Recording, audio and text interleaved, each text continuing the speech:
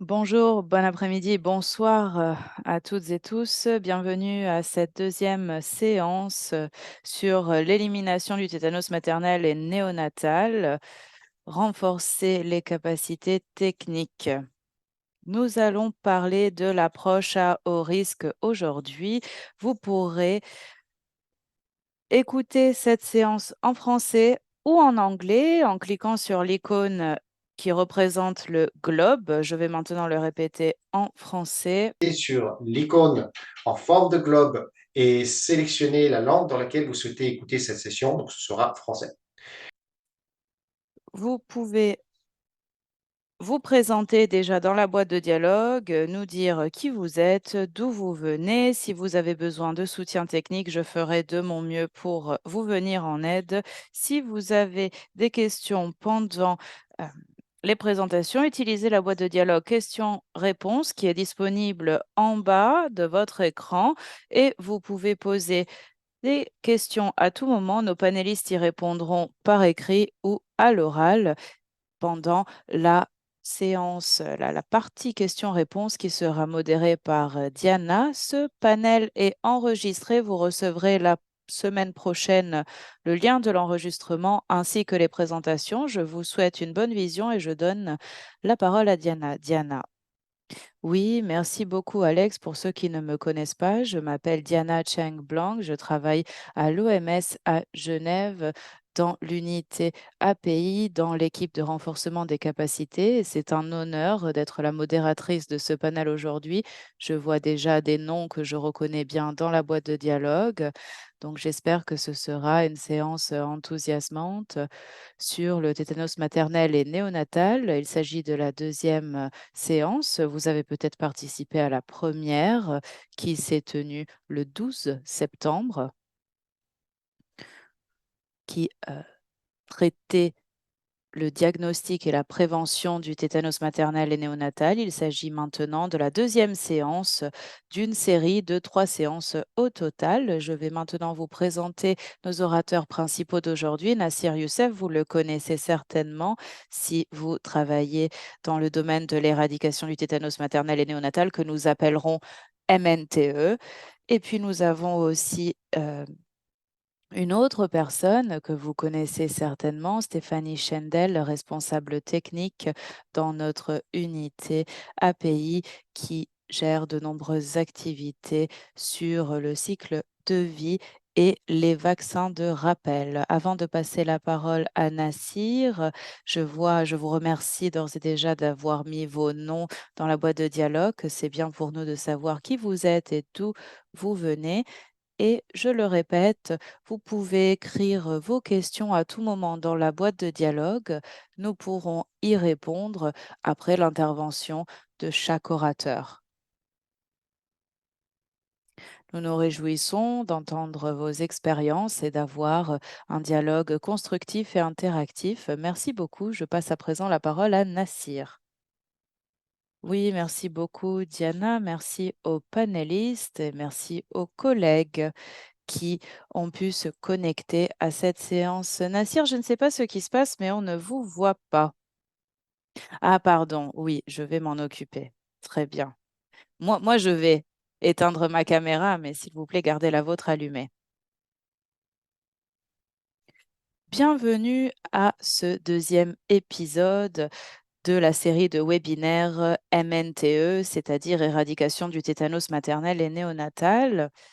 Nous allons nous concentrer sur l'éradication en se concentrant sur l'approche à haut risque afin d'atteindre cet objectif. Et nous allons entendre aussi notre collègue Stéphanie qui fera une présentation sur l'accomplissement de l'éradication. Prochaine diapositive. Pour ceux d'entre vous qui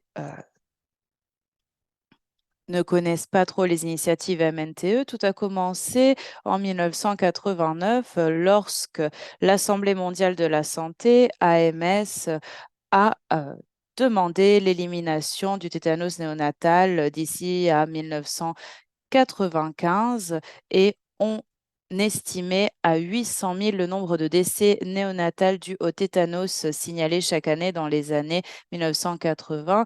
Et l'appel de l'Assemblée mondiale de la santé a été réitéré en 1990 en réaffirmant la résolution. Et puis en 2000, des efforts ont été renouvelés pour l'initiative dirigée par différentes agences comme l'OMS, l'UNICEF et l'UNFPA.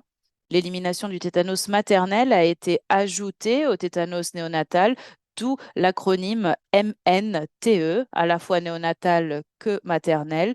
Et 59 pays ont été identifiés comme pays à forte charge de morbidité, où on a décidé de se concentrer. Au début, il y en avait 57, mais suite à l'indépendance du Timor de l'Est et du Soudan du Sud, nous sommes passés de 57 à 59 pays et l'éradication a été définie comme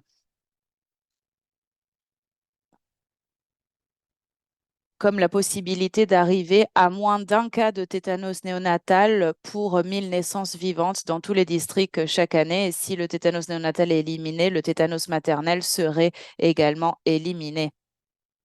Diapositive suivante. Voici les progrès qui ont été accomplis jusqu'à aujourd'hui. Vous pouvez voir là où nous avons commencé. En l'an 2000, les pays affectés sont notamment présents en Afrique et en Asie du Sud-Est. Et vous pouvez voir que tous ces pays sont en rouge dans la première carte à gauche. Et nous faisons un bond jusqu'à aujourd'hui où tout est en vert sauf 10 pays qui se trouvent principalement dans 6 sur le total des régions d'activité de l'OMS. Donc, 49 sur 59 pays ont pu éliminer le MNT entre 2000 et 2024. Ces données datent du mois d'août de cette année. Alors, quelles sont les stratégies pour l'élimination pour atteindre et rendre l'éradication durable? Eh bien, il faut renforcer les soins prénataux, SPN, s'assurer que les soignants soient bien préparés, qu'il y ait des activités d'immunisation supplémentaires qui mettent en avant les pratiques propres en matière de cordon ombilical.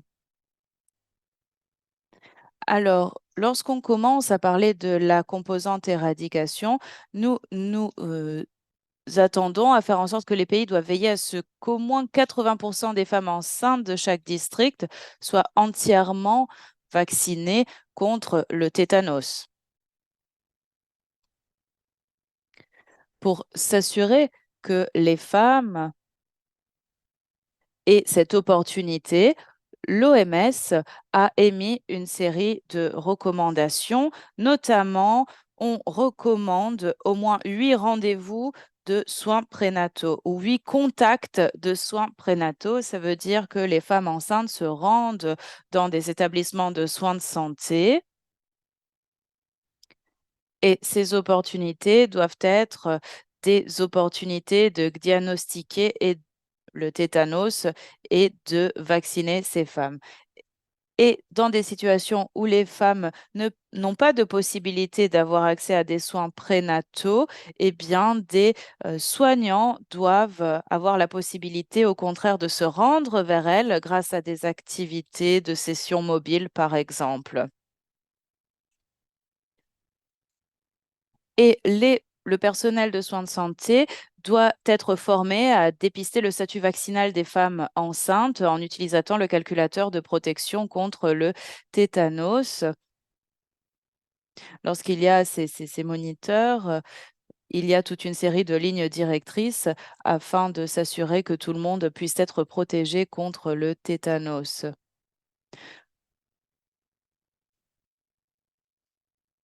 Vous voyez ici à l'image, en bas à droite de l'écran, un schéma qui représente le nombre de doses, combien de doses il est nécessaire de prescrire et de donner à une femme enceinte afin qu'elle soit protégée du tétanos.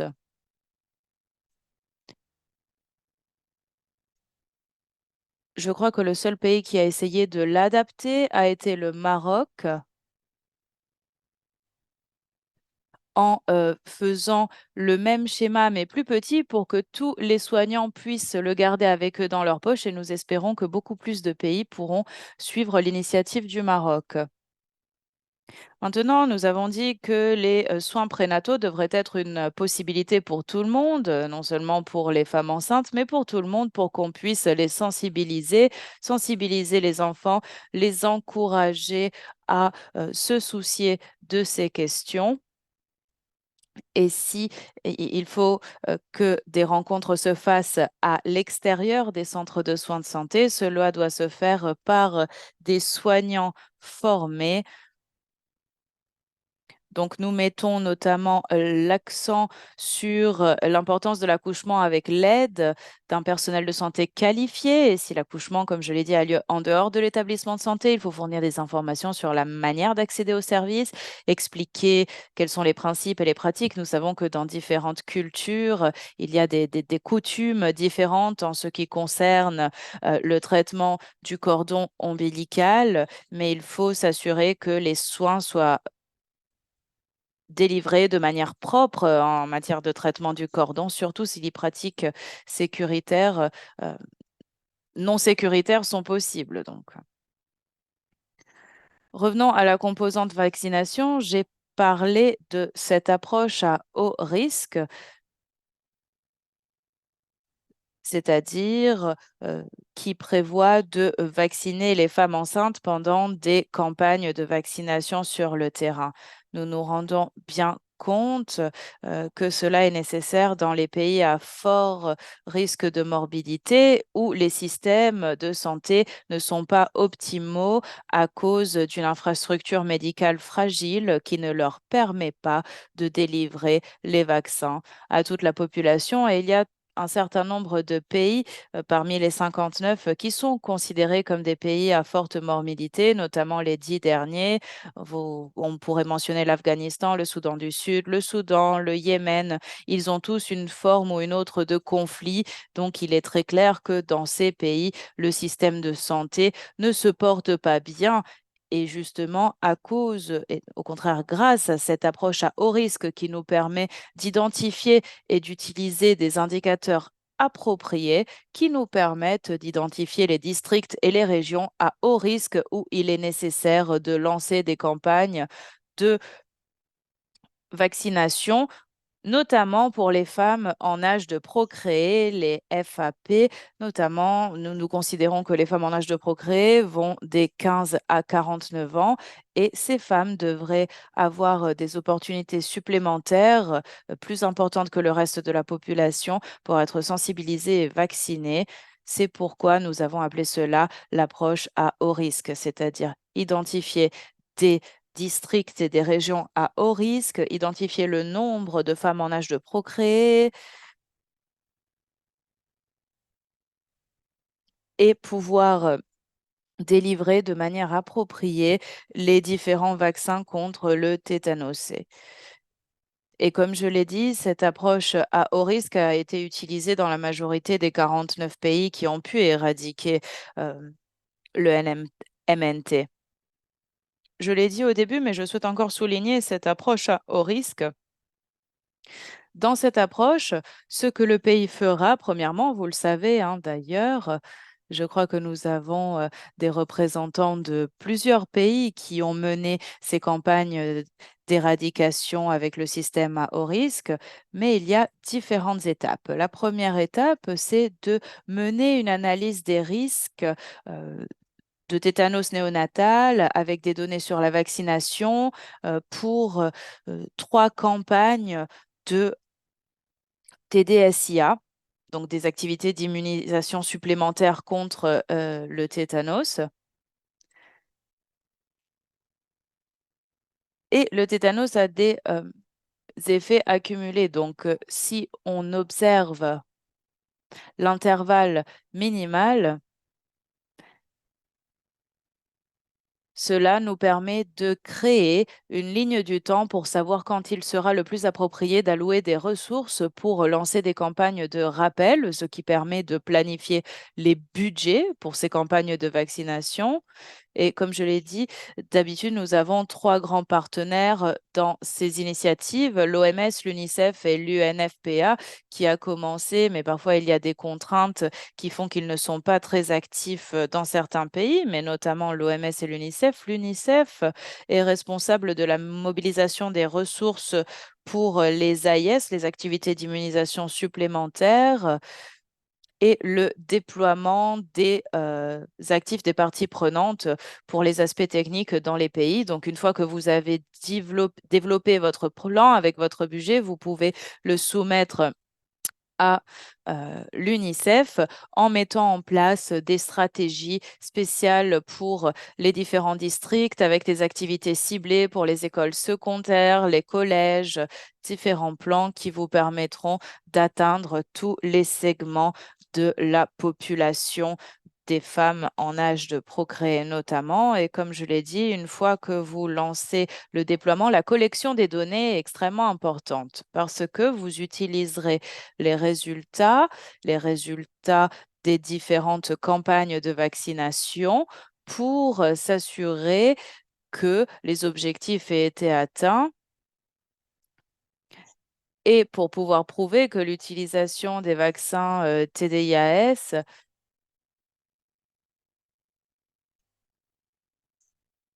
afin de prouver que le pays a effectivement éradiqué le tétanos maternel et néonatal. Et comme je l'ai dit, c'est très important parce que lorsqu'un enfant est protégé du tétanos, ça veut dire que la mère aura reçu deux ou plus doses de vaccin contre le tétanos avec un timing bien précis d'espacement entre les différents vaccins et ces rappels.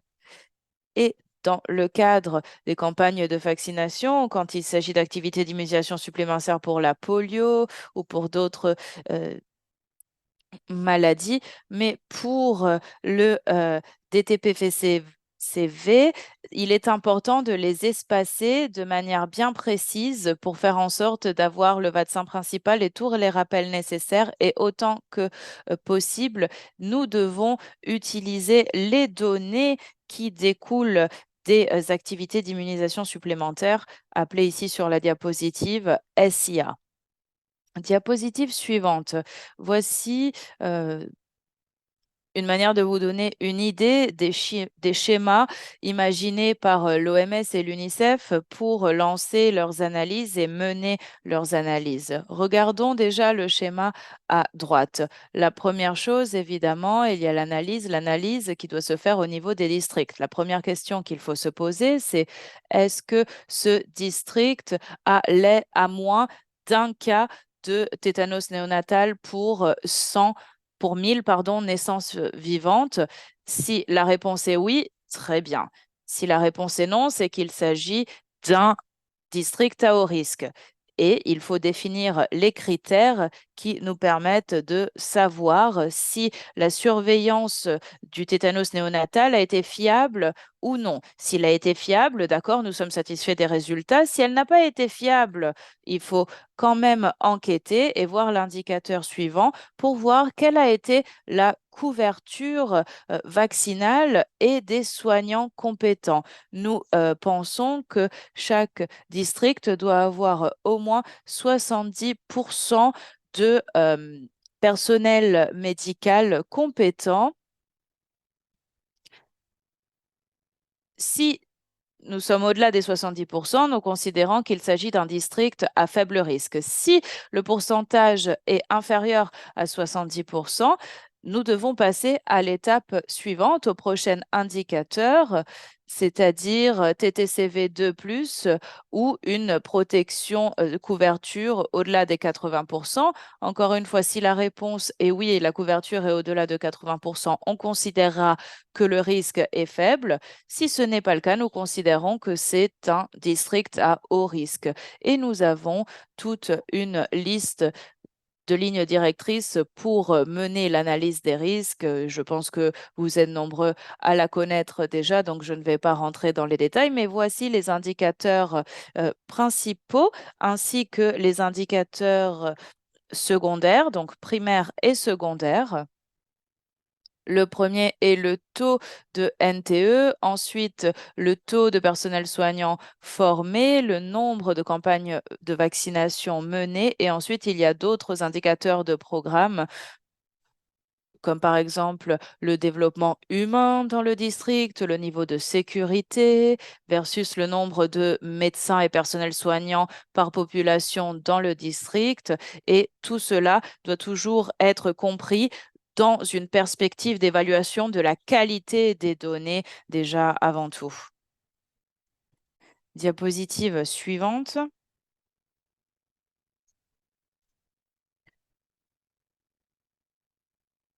Alors, ici, vous voyez simplement un bref résumé de la diapositive précédente. Les indicateurs utilisés, comme je vous l'ai dit, il y a les indicateurs primaires et secondaires, DTP3, pentavalent 3, TT2+, TT2+, les différentes campagnes de vaccination pour les doses de rappel, en regardant particulièrement avec attention les femmes en âge de procréer, les visites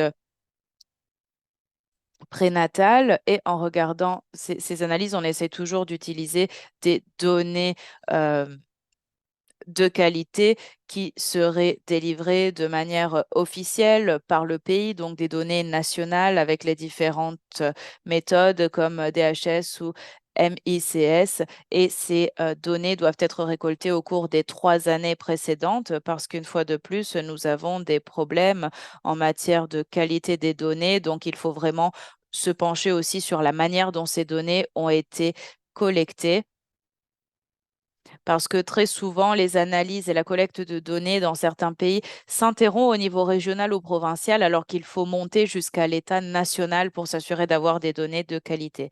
Diapositive suivante. Diapositive suivante, s'il vous plaît. Bien, voici simplement un exemple d'une analyse possible. Et donc, nous l'utilisons pour faire une évaluation, pour savoir s'il y a des districts à haut risque, moyen risque ou risque faible. Et donc, voilà les échelles que nous utilisons pour établir le niveau de risque. Je crois que c'est pertinent d'en parler dans le cadre de ce webinaire. Et bien sûr, ce type d'évaluation sert pour une validation prévalente de l'analyse de risque et ça nous permet également d'identifier, par exemple, les districts qui performent le moins. Et cela va nous servir également à identifier d'autres districts à des fins de validation. Nous passons à la slide suivante à présent. Merci. Alors, on a parlé de la vaccination, l'immunisation et de la stratégie, bien sûr, pour éradiquer le TMN. Et là, nous allons passer à la deuxième stratégie principale, c'est-à-dire le nettoyage, n'est-ce pas? Et les pratiques, les meilleures pratiques de soins. Donc, on voit les indicateurs les plus importants. Et donc, notamment le nettoyage du cordon ombilical et les pratiques lors de l'accouchement. Donc, ce sont des pratiques qui ne sont pas toujours respectées, notamment pour prévenir le risque chez les parturientes. Donc, la vaccination contre le tétanos est essentielle pour les préserver. Donc, c'est ce travail finalement de bon sens et de nettoyage lors de l'accouchement qui va faire la différence. Et donc, le nettoyage du cordon ombilical.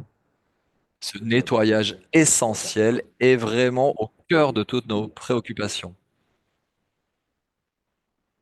Et bien sûr, cela permet d'éviter les infections invasives en prévenant d'emblée l'attaque des virus, y compris bien sûr le tétanos, pardon. Et donc, il s'agit de prévenir par le soin la propreté, la santé du cordon ombilical. Peu importe si l'accouchement se déroule à domicile ou dans des cliniques néonatales adaptées. Bien sûr, il faut fournir un certain nombre d'instructions pour prendre soin correctement du cordon ombilical. Bien sûr, ça peut être une intervention des soignants. Et bien sûr, il ne faut pas se fier aux pratiques ancestrales telles que pratiquées par les grands-mères, notamment qui se fient à leur savoir traditionnel. Au contraire, il vous faut un personnel soignant compétent et formé pour donner lieu à des accouchements et surtout des soins de suite des cordons ombilicaux qui vont faire toute la différence en matière de prévention. Bien sûr, il faut avoir accès à ces personnels soignants compétents et formés pour prévenir, comme je l'ai dit, les infections, y compris le tétanos. Toujours sur le même sujet. Un accouchement dans de bonnes conditions, c'est-à-dire de permettre une délivrance avec des meilleures pratiques hygiéniques, doivent être réussis grâce à la présence de médecins, d'infirmiers, d'infirmières et de sages-femmes. Et que cela se déroule à domicile ou dans des cliniques. Et bien sûr, nous insistons pour donner lieu à des accouchements dans des cliniques adaptées. Mais on sait qu'il y a un certain nombre d'accouchements qui se déroulent à domicile et là, il n'y aura quasiment aucun accès à des personnels soignants formés. À présent, pour résumer, en ce qui concerne, euh, je dirais, les meilleures pratiques de soins de suite des cordons ombilical. Donc, on a la règle des 3 nettoyages ou des 5 ou 6 nettoyages parfois. Donc, il s'agit c'est un moyen mnémotechnique pour se rappeler des étapes essentielles pour pratiquer le nettoyage post-accouchement, notamment, par exemple, se laver les mains, évidemment, laver les surfaces en contact lors de l'accouchement et bien sûr, comme on l'a déjà dit et répété maintes et maintes fois, nettoyer l'intégralité du cordon ombilical. Il s'agira de couper, d'attacher, de clamper.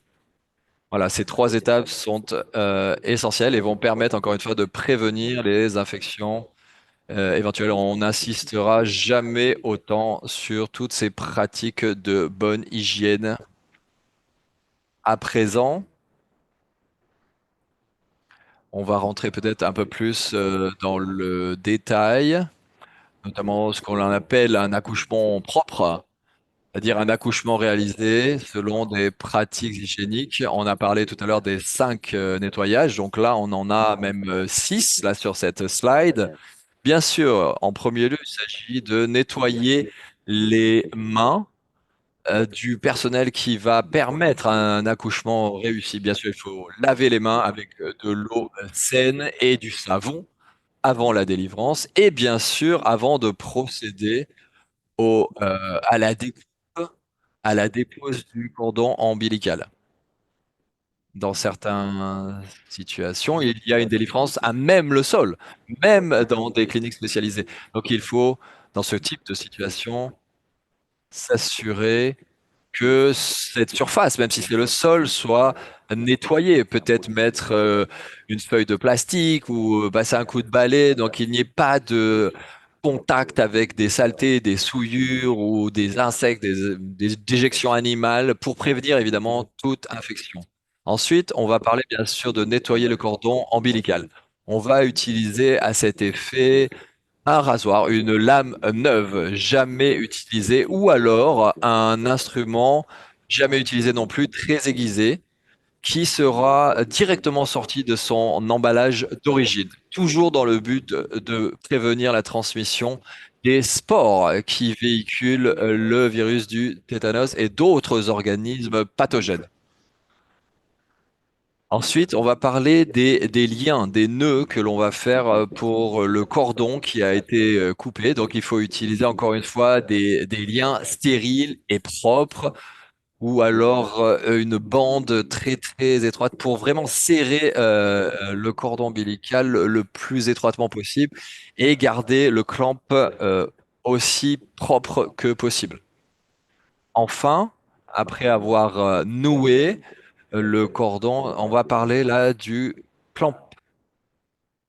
Surtout dans les zones avec une mortalité néonatale extrêmement élevée, on va recommander d'appliquer de la chlorhexidine sur ce clamp de cordon ombilical pour les nouveau-nés, surtout qui ont vu le jour à l'extérieur de cliniques.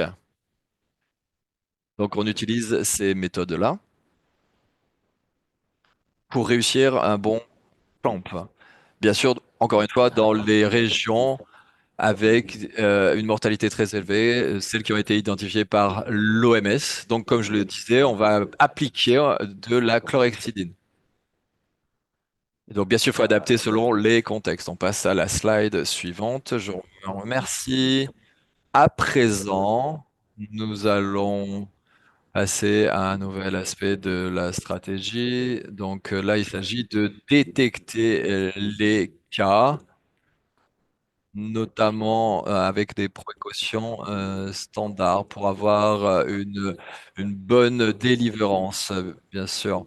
Et bien sûr, réaliser une bonne surveillance pour détecter des cas de TN néonataux. Donc, il s'agit de monitoring de SMTN. Et donc, il faut une certaine durabilité. La surveillance est essentielle et elle va se reposer sur des données de très haute fiabilité avec différents types d'indicateurs au niveau national, mais surtout en particulier au niveau régional ou même des districts et provinces, là où se déroule bien sûr l'accouchement.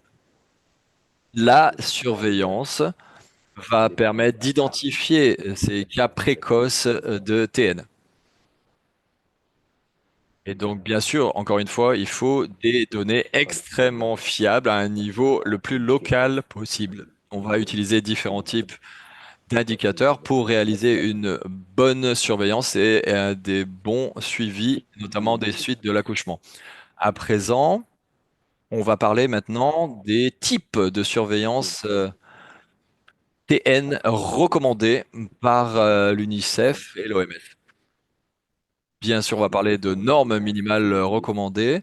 Bien sûr, il est recommandé de donner naissance dans des cliniques, mais il peut y avoir donc une surveillance avec une équipe qui est formée et on va pouvoir faire un reporting des cas, notamment dans les zones à risque. Et dans les cliniques, le personnel est formé pour détecter précocement les cas de TN. Et donc, cela va se passer dans les districts, donc dans la période de suivi, notamment pour les nouveau-nés âgés de 0 à 28 ans. Il y a un réseau de surveillance qui doit être mis à profit. Et donc, la surveillance TN donc, se passe également pour la polio, pour prévenir différentes épidémies. Donc, on appelle ça une surveillance passive, je dirais. Donc, ça va se passer sur les sites de surveillance. Il y a un reporting particulier à une fréquence particulière. Ça peut être sur une base hebdomadaire ou mensuelle. Et cela doit comprendre donc un reporting spécial, notamment au niveau des cliniques.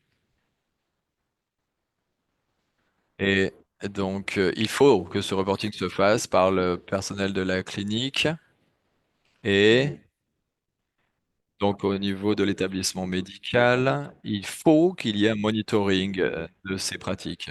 Donc, il faut regarder les registres, il faut qu'ils acceptent donc un contrôle régulier. Slide suivante, merci. Ensuite, on va parler maintenant de surveillance active. Cela nécessite donc d'effectuer des visites régulières aux sites de notification les plus susceptibles d'accueillir des patients atteints de TN. Ça peut se passer, par exemple, chaque semaine dans les principaux établissements médicaux pour s'assurer qu'elles sont conformes aux normes. pour détecter absolument tous les cas possibles, notamment dans la PFA, la rougeole ou même la rubéole. Et bien sûr, il faut vérifier, contrôler les registres pour identifier des cas qui auraient pu échapper à la vigilance. Et donc, c'est la surveillance active au niveau du pays. Et donc, il faut qu'il y ait un examen au moins annuel dans les établissements médicaux enregistrés pour détecter les cas possibles de TN qui n'ont pas été déclarés et demander au personnel clinique si un nouveau cas TN a été identifié depuis le contrôle précédent. Et là, on va avoir également la surveillance communautaire qui doit être effectuée, bien sûr, au niveau des communautés, surtout dans les zones à haut risque par le biais d'un réseau d'accoucheuses traditionnelles, de chefs et leaders communautaires, de guérisseurs traditionnels également, ou même d'autres membres de la communauté sensibilisés à la nécessité de signaler les cas de TN et également les décès aux autorités sanitaires. Donc il faut une surveillance, je dirais, de chaque instant de toute la communauté mobilisée autour du bien-être des mères et des nouveau-nés. Ensuite, on va parler également des enquêtes sur la mortalité néonatale.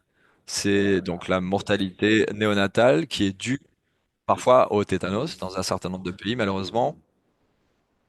Et on va pouvoir l'évaluer par le biais d'audits de ces décès néonataux dans les établissements médicaux ou au sein des communautés. Bien sûr, il faut que les décès des nouveau-nés soient enregistrés systématiquement pour établir des statistiques fiables. La validation des études est essentielle pour chaque pays concerné. Bien sûr, lorsque l'on fait des autopsies des nouveau-nés, ça peut être des autopsies suite à des cas de décès mentionnés. Ça peut être des autopsies verbales dans certains cas qui sont menées dans des districts déterminés comme présentant le risque le plus élevé de TN lors des exercices de validation de l'NMT.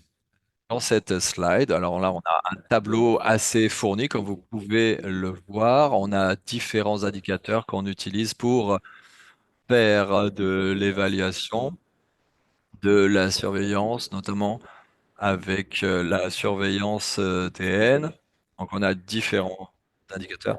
Donc, on a également les cibles qui sont les nôtres, notamment voilà, plus au-delà de 90%. Je ne vais pas détailler tout cela, c'est pas nécessaire. Vous pouvez le retrouver dans la présentation qu'on vous fournira ultérieurement ou dans le replay.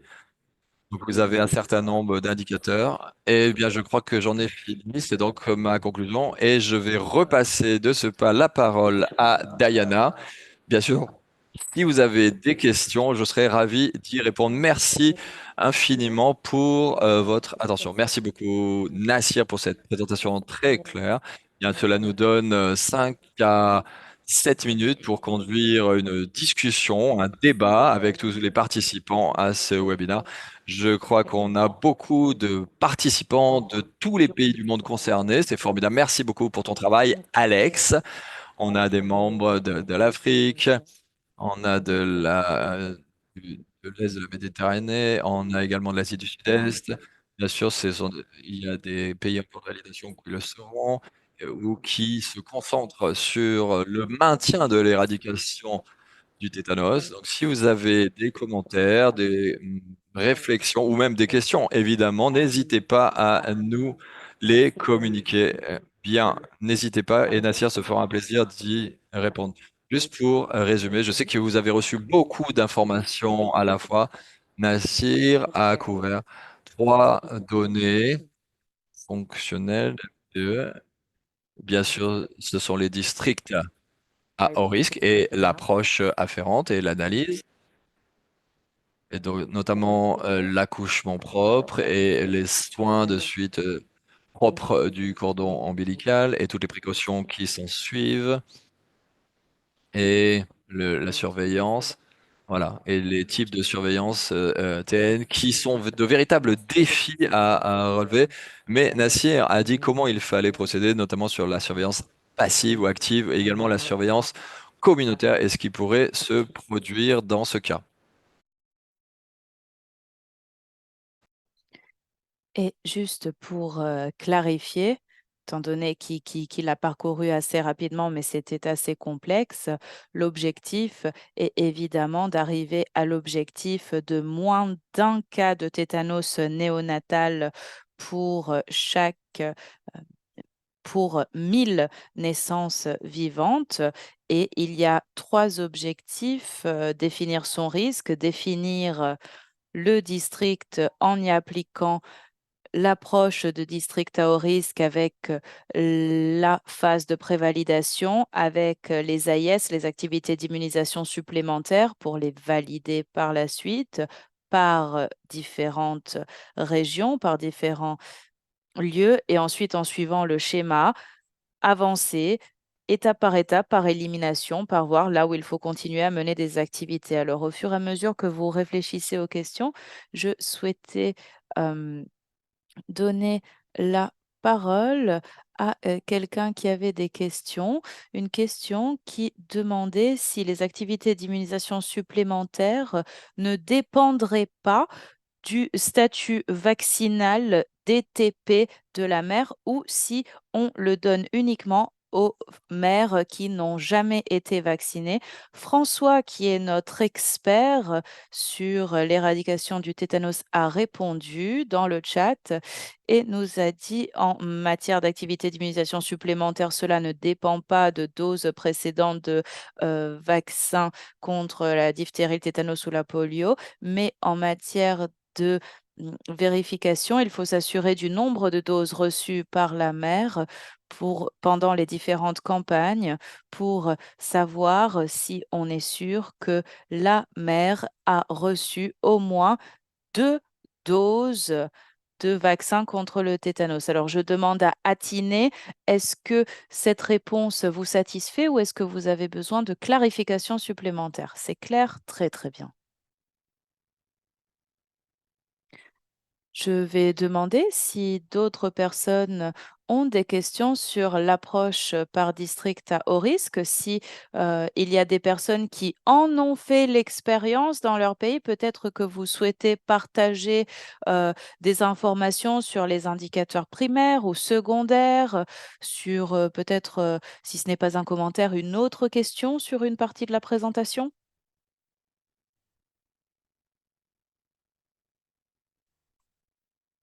Très bien, je ne vois pas de questions supplémentaires, alors je vais en poser une moi-même. Nastir, vous avez parlé des indicateurs primaires pour l'analyse de district à haut risque et c'était le statut TD, la présence de personnel soignant et d'accouchement qualifié et ensuite la couverture vaccinale DTP. MCV1 et ANC1. Ma question est, est-ce que les pays peuvent avoir d'autres indicateurs secondaires? Y aurait-il d'autres indicateurs secondaires possibles, comme par exemple le taux d'alphabétisation des femmes, leur facilité à l'accès à l'information? Oui, merci beaucoup, Diana. Je peux ajouter quelques mots pour dire que les indicateurs secondaires qui vous ont été montrés dans la diapositive n'étaient pas exhaustifs. Les pays ont la possibilité d'ajouter différents indicateurs. Par exemple, les pays qui ont des problèmes d'insécurité, on peut ajouter des indicateurs qui portent justement sur la sécurité, santé et sécurité, les districts qui ont un certain niveau d'insécurité, qui seraient inaccessibles par certaines voies, d'autres qui sont au contraire accessibles. Le taux de développement humain, par exemple, quel est le revenu par tête, quel est le taux d'alphabétisation, quel est l'accès aux centres de soins de santé. Donc voilà, certains pays vont même utiliser des indicateurs économiques et financiers de la Banque mondiale qui vont venir s'ajouter à ces indicateurs de santé. Donc, chaque pays, évidemment, a plein droit d'utiliser des indicateurs secondaires supplémentaires sur base de ses propres besoins et réalités. Mais je voulais dire aussi que les données que nous avons sont principalement des données de couverture annuelle qui n'étaient pas recensées au niveau national. Donc, très souvent, il faut avoir un contact étroit avec les équipes de district parce que parfois, dans certains districts, on a des résultats de moins de 1 sur 1000 parce que ils ne déclarent pas tous les cas qui ont réellement été recensés. Donc, l'outil permet d'introduire beaucoup de flexibilité qui aide les pays à s'adapter à ses propres réalités. Alors, je ne sais pas, François, peut-être que vous souhaitiez ajouter autre chose? Non, non, merci. Je pense que vous avez déjà mentionné tous les indicateurs potentiels primaires et secondaires et je pense que nous utilisons de nombreux indicateurs secondaires pour avoir une meilleure idée de ce qui se passe effectivement dans un district, notamment quand, comme vous le disiez, nous sommes bien conscients du fait que les données ne sont pas toujours fiables. Et autre chose qu'il faut mentionner, c'est la différence entre les districts ruraux et urbains. Parce que le tétanos néonatal devient maintenant plus que jamais une problématique de zone rurale. Comme vous le savez tous, dans les zones urbaines, de nos jours, la population a accès à des centres de soins de santé, donc la surveillance se fait mieux et il y a beaucoup de développement du secteur privé qui ne déclare pas le nombre de doses de vaccins antitétaniques administrées. Donc, s'il ne le déclare pas, il nous est impossible d'avoir des données de qualité dans le reporting routinier. La seule fois où on peut l'avoir, c'est lorsqu'on a des enquêtes mixtes, mais cela ne se fait qu'au niveau national ou sous-national, jamais par district, mais il s'agit quand même d'une bonne indication pour savoir à quel point les données sont fiables lorsqu'on compare le reporting routinier annuel au niveau national avec les enquêtes par district. Donc, il s'agit quand même d'un outil qu'on peut ajouter à la liste d'indicateurs pour nous donner une meilleure idée de la qualité du reporting qui se fait. Et je voudrais dire que il vaudrait la peine de souligner le fait que de nos jours, le tétanos est devenu rare, assez rare. Ça veut dire qu'il y a peut-être des cas qui se passent dans des villages une fois tous les X années, mais ça peut être un taux élevé au niveau du village à cause du faible nombre d'habitants. Et malheureusement, nous nous sommes rendus compte que parfois, il y a des fois où il y a une suspicion de tétanos qui n'est jamais déclarée. Donc, comme vous l'avez dit, dans les districts qui ont un résultat de plus de 1 cas de tétanos pour 1000 naissances vivantes, il faut vérifier aussi toutes les fois où il y avait des suspicions qui n'ont pas été déclarées. Merci beaucoup, François. Il semblerait que les indicateurs secondaires soient assez contextuels parce qu'ils vont dépendre justement du contexte du pays afin de avoir une véritable idée de ce qui se passe dans ce district. Donc j'imagine que parfois le choix de ces indicateurs puisse être un peu subjectif. Donc ma question pour vous deux est la suivante. Si dans cette situation où les données ne sont pas tout à fait claires, peut-être qu'il y a des problèmes avec la gestion, la direction dans ce district, des problématiques de collecte de données. Est-ce que on, on dira à ces pays d'avoir une approche plus conservatrice et de qualifier ces districts comme districts à haut risque directement? Comment pouvons-nous réagir à la subjectivité des données? Eh bien, Diana, c'est une très bonne question. C'est une chose qui peut se passer dans n'importe quel pays. Il y a un certain taux d'incertitude par rapport au risque, car les données ne sont pas toujours fiables. Et je pense que cela dépend de l'étape à laquelle on se trouve dans le processus d'éradication.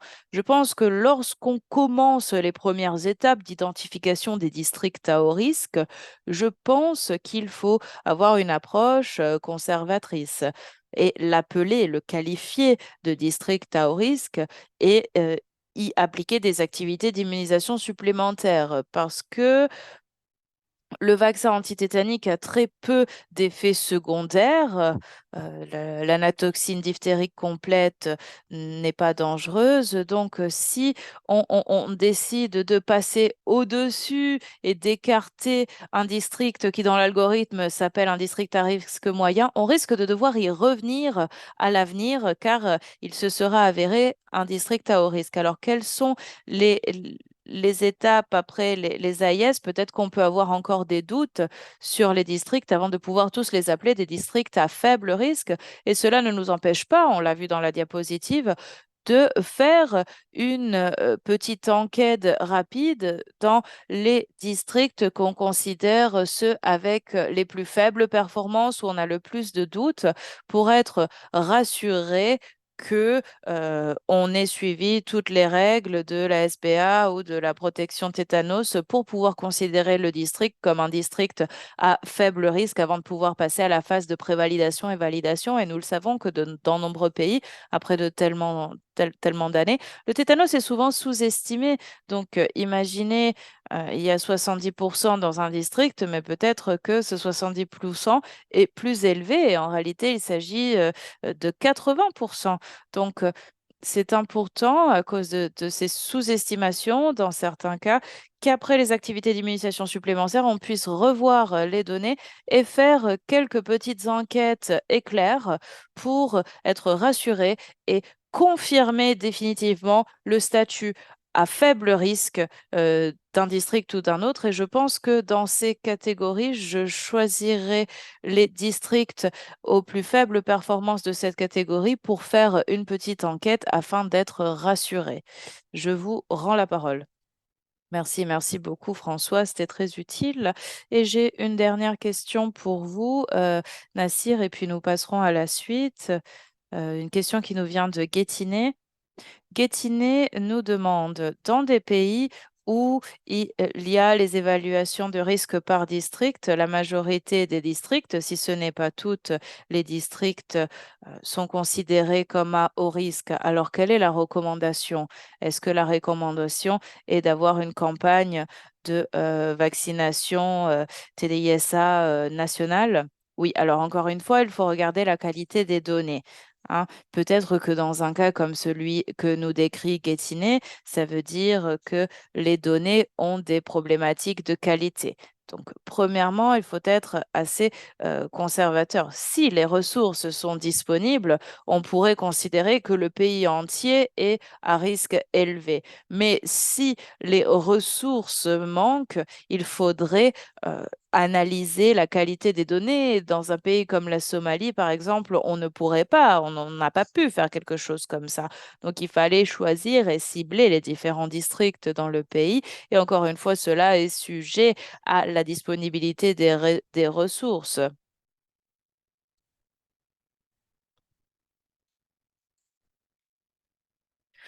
Encore une fois, il s'agit d'une campagne qui peut être étendue au fur et à mesure du temps.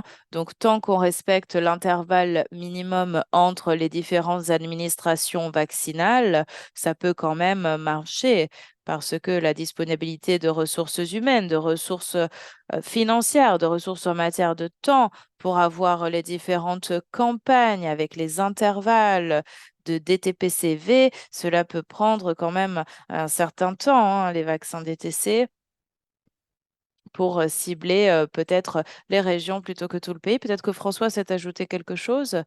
Oui, merci. Alors, je dirais que s'il faut allouer des priorités, je pense que les zones urbaines, dans de nombreux pays de nos jours, je dirais que la population urbaine croît à un taux très élevé et sur base de nos expériences récentes, la population des zones urbaines sont exposées à moins de risques. Je me souviens en Angola, il y avait des personnes qui sont passées d'une zone rurale à des zones urbaines ou périurbaines.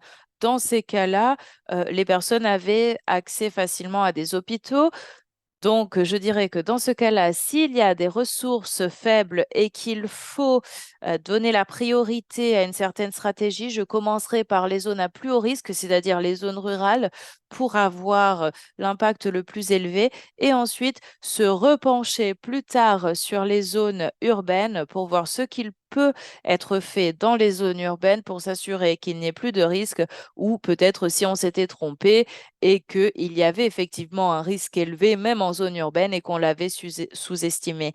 Donc, je dirais, premièrement, moi aussi, réviser les données, et puis, si priorité il faut allouer, eh bien, l'allouer aux zones rurales. Merci, merci beaucoup pour ces bons conseils, François et Nassir. Je vais demander, vu que nous avons une corne d'abondance de pays dans euh, dans cet appel, pour les pays qui ont lancé des TTSIA, donc des activités d'immunisation supplémentaires avec des vaccins contenant l'anatoxine tétanique.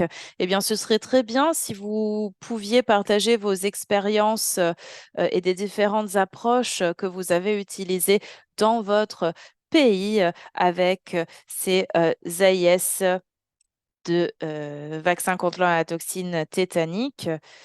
Si vous avez des questions, n'hésitez pas à continuer à les poser dans la boîte de dialogue, et nous allons continuer en passant la parole à Stéphanie. Merci Tiana, merci Nassir et François pour cette première présentation très intéressante. Bonjour à tous, je vais continuer maintenant en parlant sur une application sur le long terme de l'éradication du tétanos néonatal et maternel. Et je pense que cela sera repris aussi dans le panel numéro 3 dans quelques semaines, c'est-à-dire comment pouvoir maintenir sur le long terme l'éradication du TMN. Alors Nassir en a parlé dans la première partie de sa présentation, et peut-être aussi la semaine dernière, mais j'espère que tout le monde est au courant de ce document, document de ligne directrice qui rassemble toute la documentation, les stratégies et les conseils pour soutenir l'éradication TMN, mais aussi élargir la protection et la renforcer. Pourquoi est-ce important? Parce qu'au-delà d'éradiquer le tétanos maternel et néonatal, pourquoi devons-nous élargir la protection pour tout le monde, les filles, les garçons, les femmes et les hommes? Pourquoi? Parce que tout le monde est exposé au risque du tétanos. Le tétanos peut toucher tout le monde et n'importe où. Donc, évidemment, c'est un problème peut-être plus accru pour les mères et les nourrissons, mais cela peut affecter tout le monde qui n'est pas protégé et serait exposé à la spore du tétanos. Nous savons qu'il y a des fossés d'immunité et d'équité entre notamment les hommes et les enfants plus âgés, parce que évidemment, après un certain temps, il y a le déclin d'immunisation. Après le premier vaccin contre le tétanos, il est nécessaire d'avoir des rappels parce qu'il y a un déclin d'immunisation. Donc, il y a aussi d'autres zones de risque au cours de la vie qui doivent être protégées, qui restent présentes pour les individus. C'est pour ça qu'on recommande d'avoir des, euh, des doses de rappel pour d'autres maladies aussi, comme notamment la coqueluche, ou encore la rougeole et la diphtérie, en même temps que celui contre le tétanos. Donc, l'approche équitable et durable permet d'assurer la protection antitétanique au cours de toute la vie de chaque individu. Et vous pouvez le voir sur cette image en haut de l'écran. Suite à la première série de vaccins, on a une certaine couverture vaccinale, mais cette couverture vaccinale devient de plus en plus longue au fur et à mesure qu'on nous administre des vaccins de rappel. Et une fois qu'on atteint la 6e dose de vaccins antitétaniques, c'est là qu'on peut imaginer la plus longue durée de couverture vaccinale. Donc, 6 vaccins tout au long de la vie, ça veut dire que l'individu est protégé et qu'il n'aura plus besoin de doses de rappel supplémentaires pour assurer sa protection contre la maladie. Vous pouvez voir des données en bas à droite qui se penchent sur 3 districts différents. Les 2 premiers, un au Kenya et l'autre en Tanzanie, n'ont aucun vaccin de rappel prévu dans leur programme. Voici des données de 2021-22 et vous pouvez voir qu'il y a une grande quantité de personnes qui a une couverture vaccinale suite au vaccin primaire, mais il n'y a pas de rappel. Il y a au contraire le rappel pour les femmes, uniquement les femmes, grâce à la stratégie d'éradication tétanos maternelle et néonatale, justement et grâce aux activités d'immunisation avec des vaccins contenant l'anatoxine tétanique. Mais cela, comme je le disais, ne s'applique pas à la population masculine. Euh, les femmes ont déjà eu 2 doses de rappel, alors qu'on peut voir que pour les hommes, il y a une majorité de taux de protection zéro.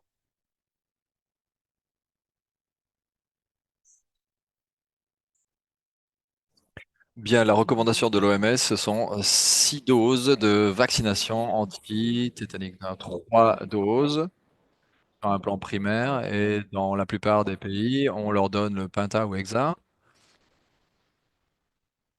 Mais il n'y a pas encore beaucoup de pays qui se concentrent sur les 3 doses de rappel. Donc, c'est recommandé donc le rappel de la deuxième année de vie entre 12 et 23 mois. Et bien sûr, il y a la composante pertussis.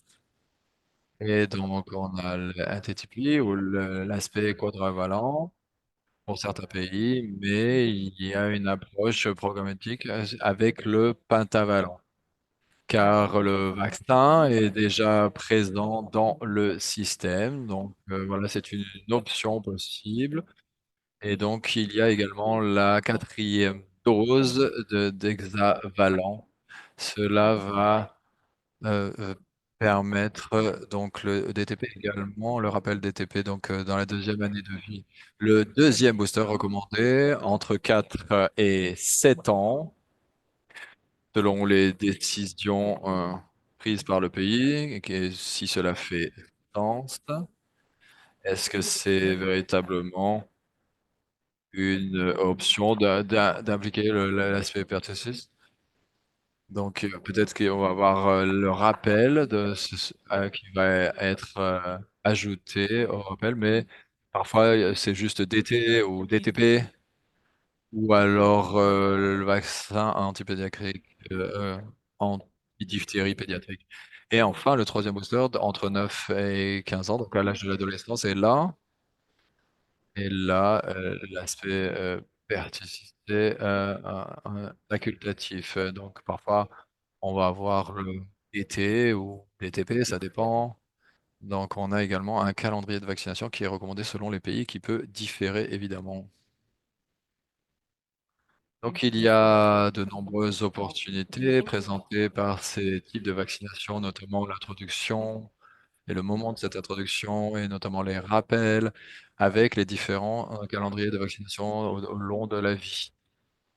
Donc, on peut avoir un nouveau point de contact avec le programme d'immunisation lorsqu'il n'y a pas d'existence, notamment pour le deuxième booster pour certains pays qui n'ont encore aucun contact avec les systèmes d'immunisation.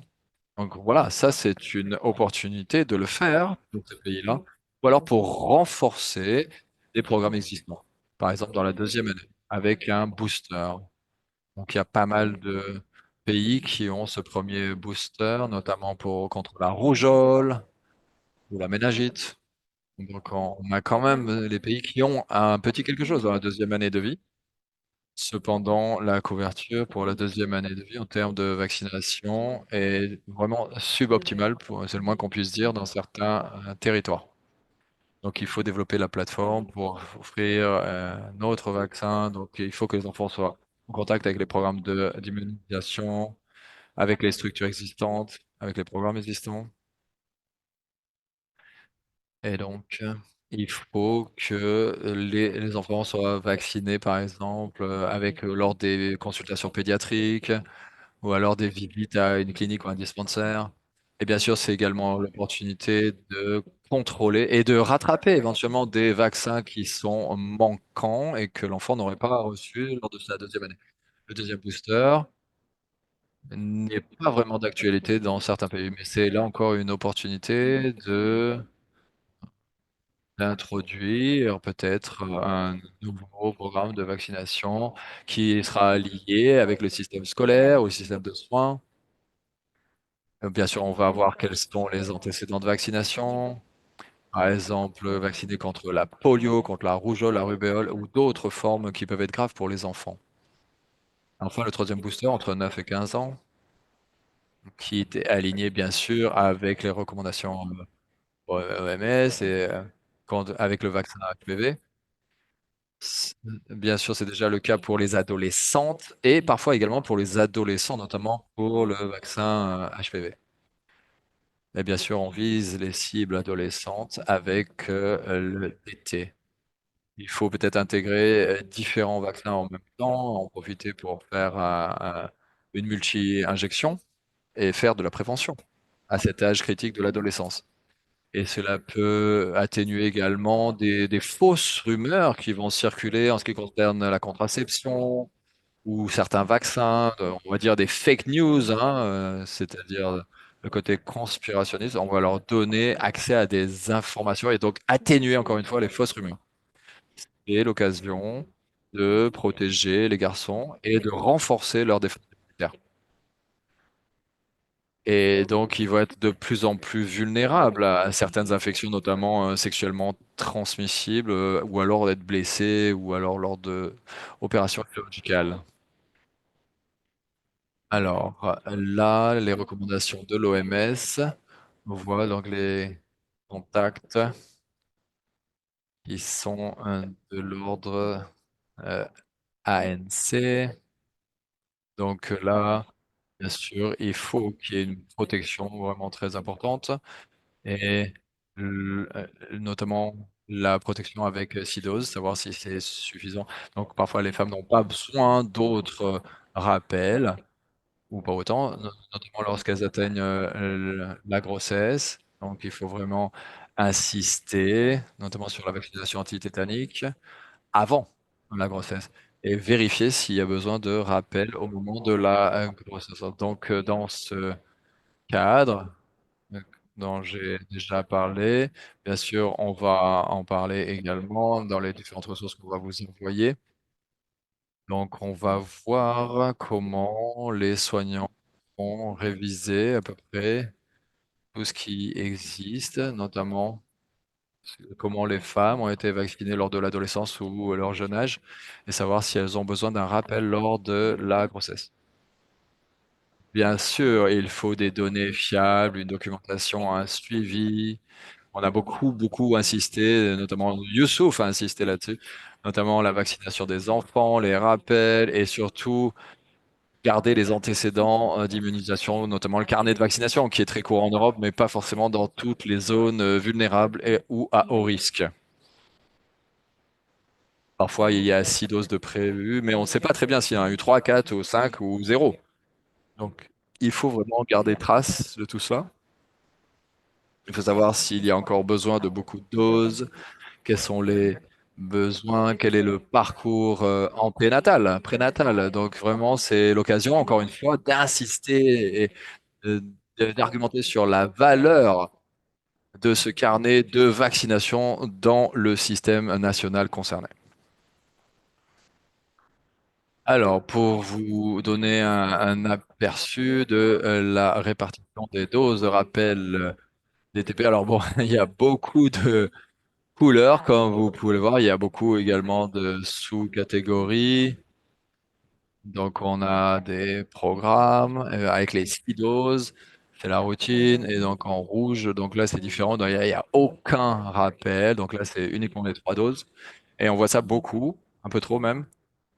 On a des pays qui n'ont aucun rappel de prévu dans leur calendrier d'immunisation là on se concentre notamment sur la région africaine. On le voit là, c'est en rouge Il y a également d'autres cas, notamment en Afrique du Nord, c'est un peu différent.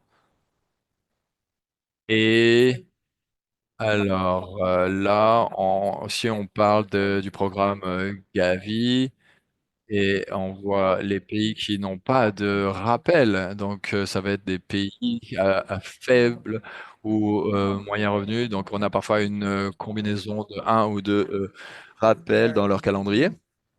Et bien, il y a toujours un besoin criant de résoudre les écarts de vaccination ou les oublis de vaccination, notamment pour les enfants. Le soutien qui est apporté par le Gavi. Il s'agit du financement, mais également vraiment du soutien à titre concret. Et là, c'est disponible désormais. Donc, les pays peuvent candidater pour l'un des rappels, deux ou trois en même temps, si c'est leur souhait. Et alors, il y a également des fonds, des subventions pour certains pays. Donc, ils peuvent candidater pour avoir deux rappels, ou par exemple un rappel d'été ou DTP ou PATA, EXA. Et là, ils vont recevoir une subvention pour chacun de ces vaccins. Et il y a également un système de cofinancement qui ne sera fourni que pour le rappel de la deuxième année de vie, car ça arrive en format, par exemple, DTPA, PENTA ou EXA. Car les autres rappels sont en deçà du seuil de cofinancement. Par exemple, le TD est à un faible coût, donc il n'entre pas dans ce cadre de cofinancement. Donc, on peut le cofinancer mais seulement au-delà d'un certain seuil. Bien sûr, on va vous donner plus de détails. Donc, ça fait partie des instructions de cofinancement, des recommandations. Vous avez le site au bas de la slide. Bien sûr, vous pouvez candidater. Donc, voilà les opportunités pour candidater pour recevoir ce type de cofinancement. On a une session qui se tiendra le 25 janvier, le 18 avril et le 23 septembre. Si vous êtes intéressé, n'hésitez pas à nous contacter. Je vais vous donner mon email. Je suis sûr que peut-être certains d'entre vous l'ont déjà. Ça figure sur beaucoup de documents qu'on vous a déjà envoyés. Vous aurez pas mal d'informations. Bien sûr, c'est parfois un peu compliqué, mais je vais pas le faire là maintenant. On peut le faire peut-être en privé si c'est nécessaire. Mais n'hésitez pas, encore une fois, à me poser la question. Il faut que tout le monde soit au courant, c'est essentiel. Alors, juste pour conclure, donc on a des stratégies vraiment de transition. Bien sûr, on se concentre sur l'éradication du tétanos. Donc, c'est un effort compliqué, notamment sur la vaccination anti-tétanique. Le TTCV, donc l'approche à haut risque dont parlait Youssouf Nassir au début de la présentation. Bien sûr, les soins de suite, accouchement et cordon ombilical. Et on a bien sûr une vision à long terme. Il faut maintenir cette éradication, mais il faut également renforcer les systèmes de routine. Ben, il faut qu'on fournisse les 6 doses pour l'ensemble de la population. Il faut transitionner à l'avenir à un screening prénatal et pas simplement se contenter de couverture manteau pour les enfants et leurs mamans. Donc il faut bien sûr maintenir l'éradication, il faut renforcer la formation des personnels soignants et de vaccination et surtout la surveillance maternelle et post-maternelle. Bien sûr, il faut soutenir tout cela et il faut comprendre évidemment ce que l'on fait via une surveillance de l'évolution de la maladie, le cas échéant. Bien, je crois que c'est tout en ce qui me concerne. Oui, c'est la dernière slide. Bien sûr, je suis à votre écoute. Si vous avez des questions, je te redonne la parole. Diana, merci beaucoup. Stéphanie, et merci d'avoir résumé les principaux points saillants de ta présentation. Alors, je crois que tout le monde a compris. Les recommandations, en ce qui concerne les 6 doses de vaccination, les 3 doses essentielles et les 3 rappels. Et bien sûr, il faut arriver à un point où le dépistage du tétanos, donc c'est pas uniquement de la vaccination, il y a évidemment un système de prévention et il faut surtout garder les données de vaccination, donc les fameux carnets de vaccination individuels qui sont essentiels pour garder un suivi optimal.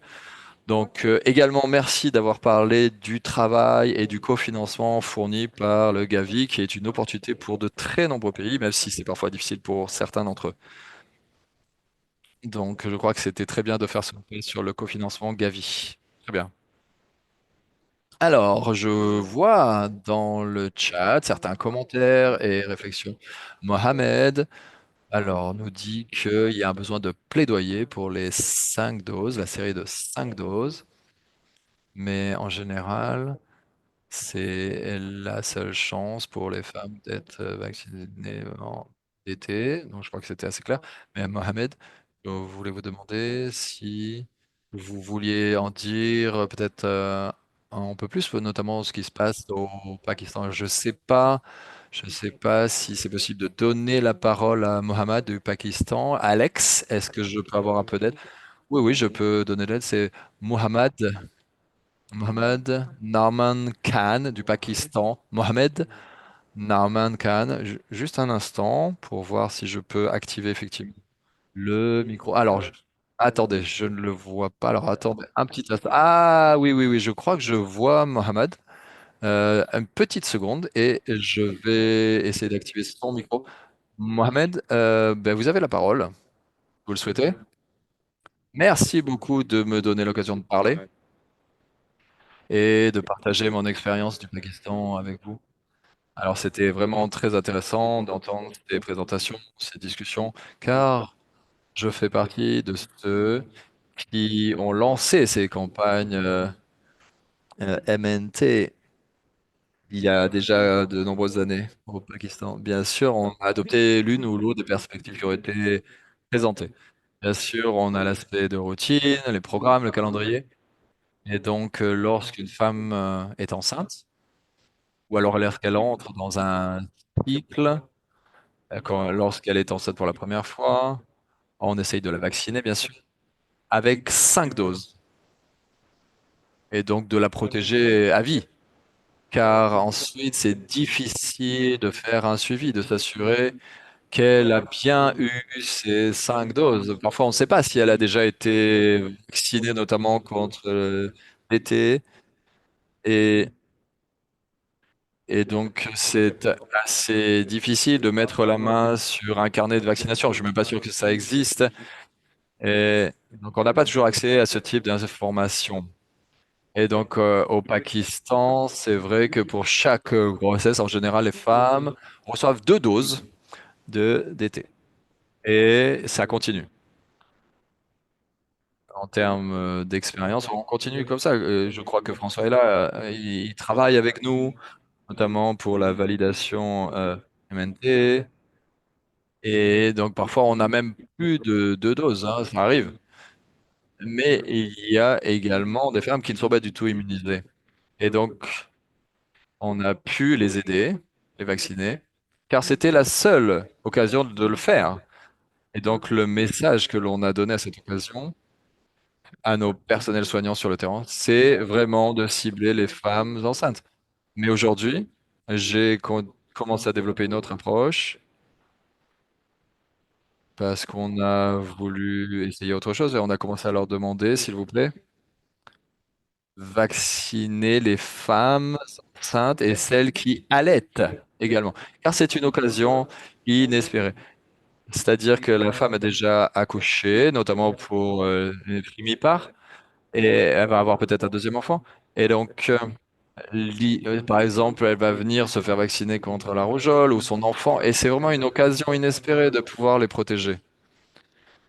Et donc, on devrait vraiment en faire un travail de plaidoyer auprès des personnels soignants pour lui donner la troisième dose d'aider qui est nécessaire. Et c'est la même chose pour les femmes multipares, le deuxième enfant en plus. Si elle vient se faire vacciner pour la rougeole, elle ou son enfant, on en profite pour lui donner, par exemple, la troisième dose euh, aidée.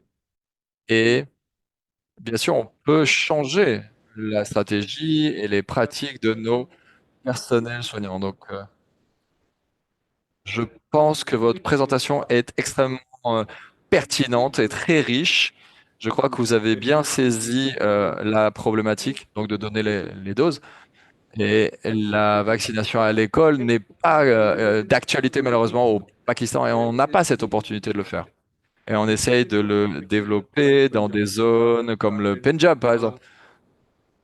Ils ont commencé à faire des rappels de doses entre 18 mois et 4 ans. Et là, parfois, c'est pas tout à fait utile ou c'est pas très encourageant. On a un faible retour et donc on n'a pas une couverture. On a moins de 40% de couverture en termes d'immunisation, donc c'est pas très très bon comme score.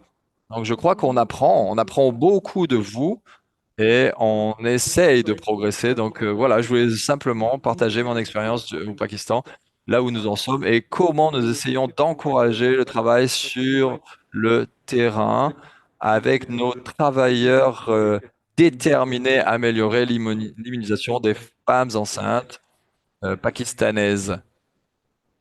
Et voilà, bien sûr, nous menons des exercices d'analyse de risque et nous essayons de nous rapprocher de ces femmes concernées, notamment avec les 3 doses traditionnelles télé au Pakistan. Mais c'est coûteux et c'est assez limité et on sait que chaque année, on a une nouvelle cohorte qui doit être vaccinée.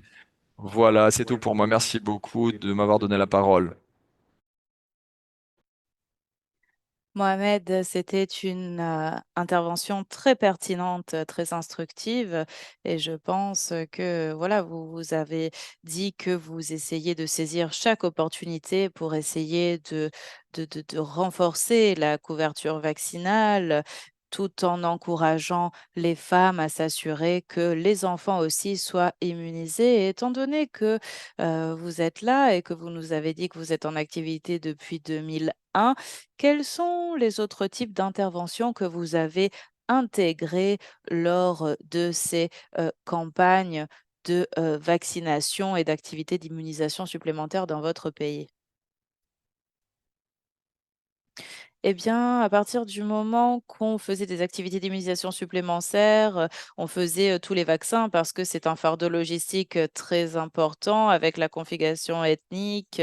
Il faut qu'un, prestataire, de soins de santé, femme soit présente, donc il faut qu'elle puisse aller visiter ces endroits. Il y a différents défis, mais l'une des choses que nous avons faites, c'est que dès que nous avions ces opérations, ces interventions, même maintenant, hein, en BCU, nous allons essayer de faire le plaidoyer de la vaccination antitétanique dans nos activités d'immunisation supplémentaires et nous avons essayé de, de saisir cette opportunité pour avoir les autres, vaccins obligatoires, parce que le Pakistan est, 8e dans le classement parmi les pays considérés comme ceux où, il y a une nécessité de 0 dose. Donc, nous rencontrons parfois des difficultés à cause, de, heu du faible nombre de ressources que nous avons à disposition, que ce soit en nombre de vaccins disponibles, en quantité de personnel soignant disponible, notamment personnel soignant femmes.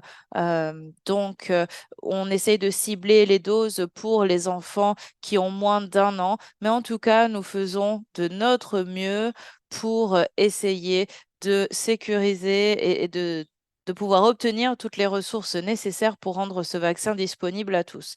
Merci beaucoup, Mohamed. Je vois que nous avons 6 minutes qui nous restent et Stéphanie a demandé une chose. Alors, s'il y a peut-être une personne qui a déjà introduit le premier ou deuxième vaccin de rappel, si quelqu'un souhaite partager son expérience, ou alors si quelqu'un pourrait dire ce dont il aurait besoin pour introduire cette première ou deuxième dose de rappel. Je vais, laisser la parole, voir s'il y a des personnes qui souhaitent lever la main et s'exprimer.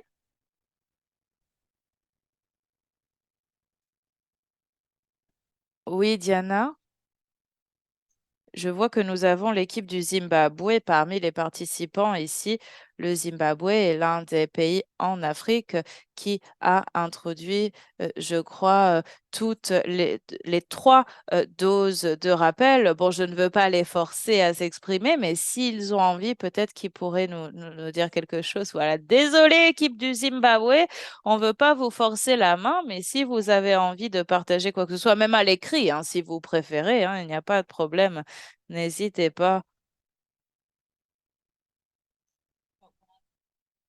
Et pendant que vous réfléchissez à ça, je vais peut-être simplement inviter Stéphanie